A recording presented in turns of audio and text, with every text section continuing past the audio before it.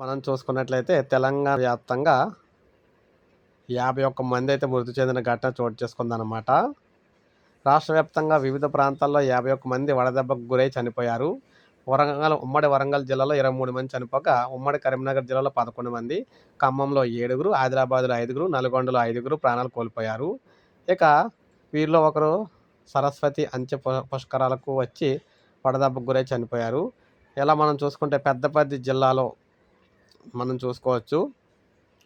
అదేవిధంగా గోదావరి కనిలో, అదేవిధంగా రామగుండంలో, నెక్స్ట్ సిరిసిల్లలో, కొత్తగూడెం జిల్లా అశ్వాపురంలో, అదేవిధంగా పాలవంచలో, ఖమ్మం జిల్లాలో, అదేవిధంగా చూసుకుంటే వరంగల్ జిల్లాలో, దాంతోపాటు మనకి మహబూబాబాద్ జిల్లాలో, బంగారెడ్డిగూడెంలో, అదేవిధంగా మనం చూసుకుంటే ములుగు జిల్లాలో, దాంతోపాటు మనం చూసుకున్నట్లయితే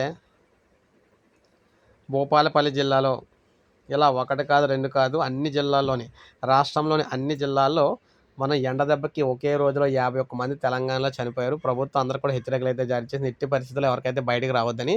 సో బయటకు వస్తే పరిస్థితి చనిపోయే పరిస్థితి అయితే ఉందని చెప్పేసి ప్రజలకు తెలియజేశారు. 11 నుంచి 4 గంటల వరకు ఎవరు బయటకు అడుగు పెట్టడానికి అయితే లేదనమాట. అత్యవసర సమాచారం అయితే రావడం జరిగింది, అందుకే వీడియో చేయడం జరిగింది. ప్రతి ఒక్కరు ఒక లైక్ చేయండి, సబ్స్క్రైబ్ చేసుకోండి, మన ఛానల్ సబ్స్క్రైబ్ చేసుకొని ఫాలో అవుతారండి.